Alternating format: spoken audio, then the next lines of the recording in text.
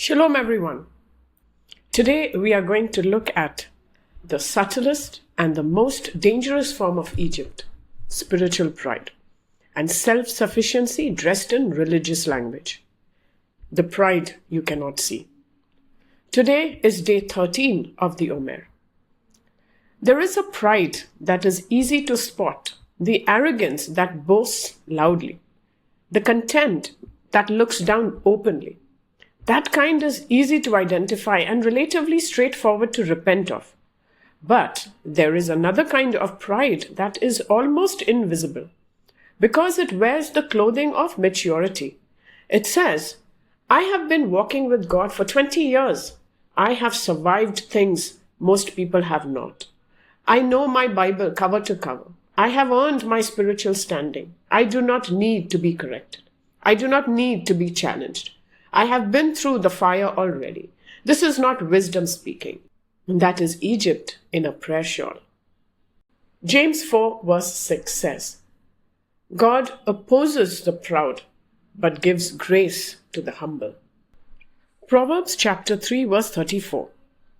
Though he scoffs at the scoffers, he gives grace to the humble. Numbers chapter 12 verses 3. Now the man Moses was very humble, more so than anyone on the face of the earth. Matthew chapter 5, verse 3. Blessed are the poor in spirit, for theirs is the kingdom of heaven. Moses, who spoke to God face to face, who parted the seas, who led 2 million people through a desert. And the one quality God chose to highlight above everything else is this, that he was the meekest man on earth. Not the most powerful, not the most gifted, not even the most faithful, the most meek. Because meekness is not weakness. It is the power that has been fully surrendered to God. And it is the rarest quality in any room, especially the rooms where gifted people gather. Let's hold up the mirror. Where is spiritual pride hiding in you right now? It might look like an inability to receive correction without immediately explaining yourself. It might look like a subtle impatience with people who have not yet learned what you know. It might look like comparing your spiritual depth to others in your community and quietly finding them lacking.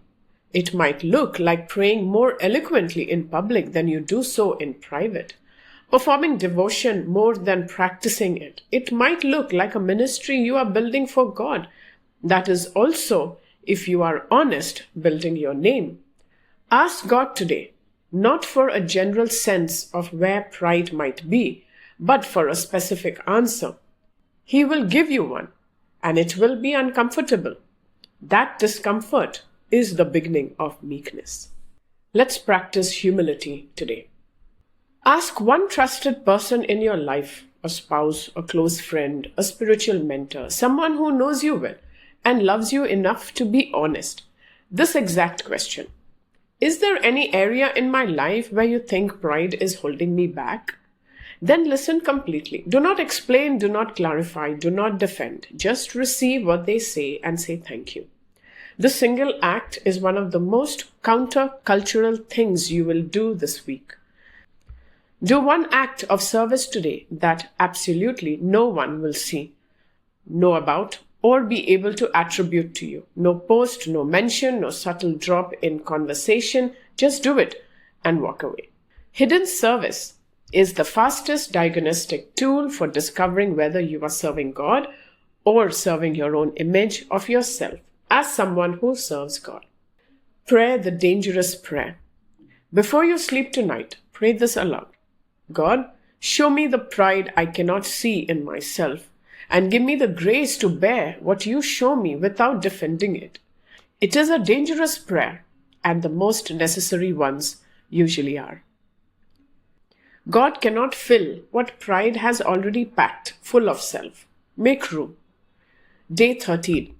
One more day left in the wilderness this week, and we are 37 days left to Pentecost. See you tomorrow.